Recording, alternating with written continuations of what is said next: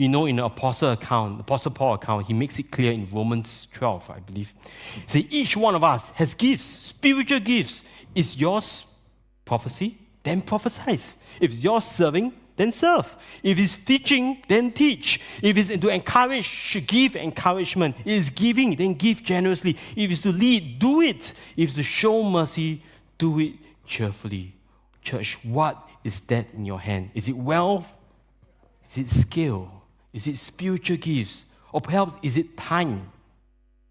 Maybe you have some time in your hand. Serve God. Across the street in Bidadari, go on a mission trip. Take 1 year.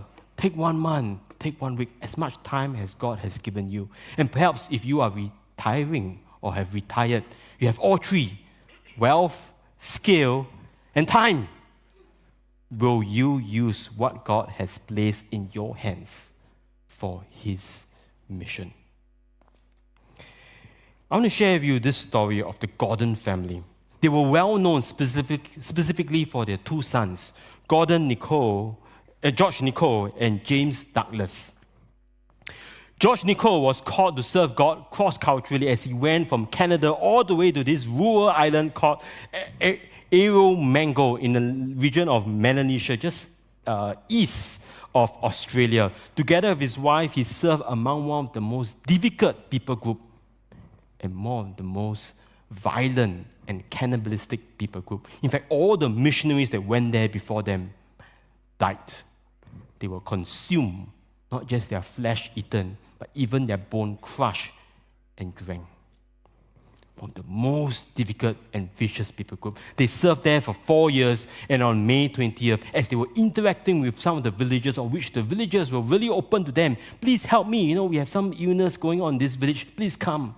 As this conversation was going on, one of them reached behind, took out an axe, and he slaughtered both of them.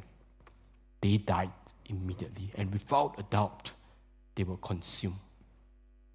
Several years later, James Douglas also felt God's call to serve him cross-culturally, and went back to the same island that his elder brother served in, Arromango, and he served there for 8 years as a linguist. He was described as a brilliant linguist. As he was translating Acts chapter 7, 2 villagers reached out to him, asking him questions and finding out more about him.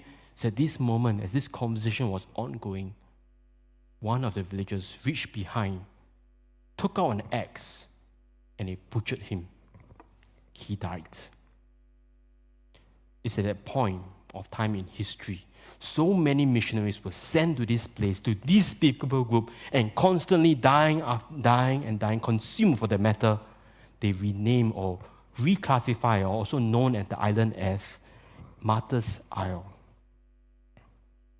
When news reached back home of the passing of the 2 sons, George Nicole and James Douglas, the mother of the 2 sons was seen and heard crying in church, weeping.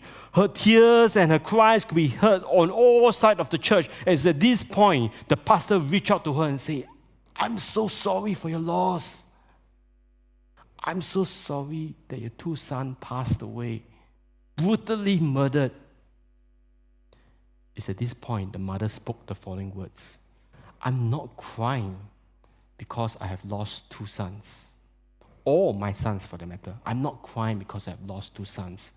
I'm crying because I have no more sons to send. I'm not crying because I have lost 2 sons.